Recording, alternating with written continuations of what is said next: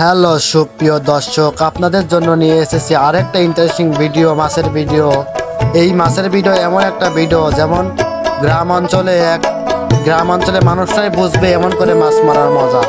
বড়াল নদীতে বউ কাটা দেওয়ার পরে তার সাইডে জাল বিছিয়ে দেওয়া, তার মধ্যে অনেক ডাল দেওয়ার ফলে সেই ডালের মধ্যে যদি কিছু খাদ্য দেওয়া হয় অনেক মাছ এসে জড়িয়ে পড়ে।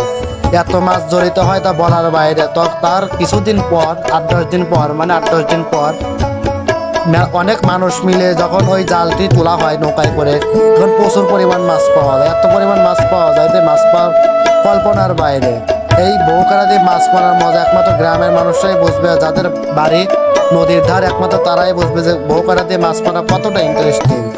এই বউকাটা এমন একটা জিনিস, এখানে ছোট বড় সব ধরনের মাছই পড়ে।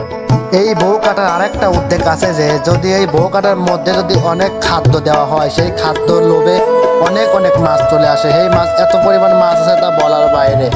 সেই মাছগুলো ধরার জন্য সবাই 4-5 সাইডে নেট দিয়ে উঁচু করে দেয়। উঁচু করে দেওয়ার পর্বে তার এক সাইডে জাল দিয়ে ঘিরা দেওয়া হয় মাছকে জিয়ে রাখার জন্য, মানে তাতে মাছ না মরে, সেই জন্য ওইভাবে জিয়ে হয়। যেমন আজকে এই মাছ ঘেরা এইসের মধ্যে সর্বনিম্ন 2 মণ পুঁটি মাছ আটকানো হয়েছে। এই বউকাটায় আজকে 2 মণ পুঁটি মাছ ধরা হয়েছে। তারপরেও আরেক পাতিল, কয়েকশো পাতিল যের মধ্যে পুঁটি মাছ দিছে সেটা বলার বাইরে, কল্পনার বাইরে।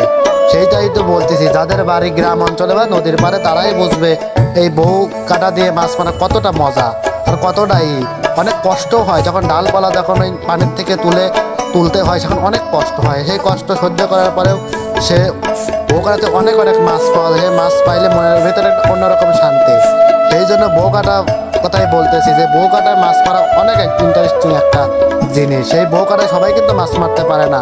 আপনারা তো দেখতেছেন 4 সাইডে কত মাছ, দেখছেন কত মাছ।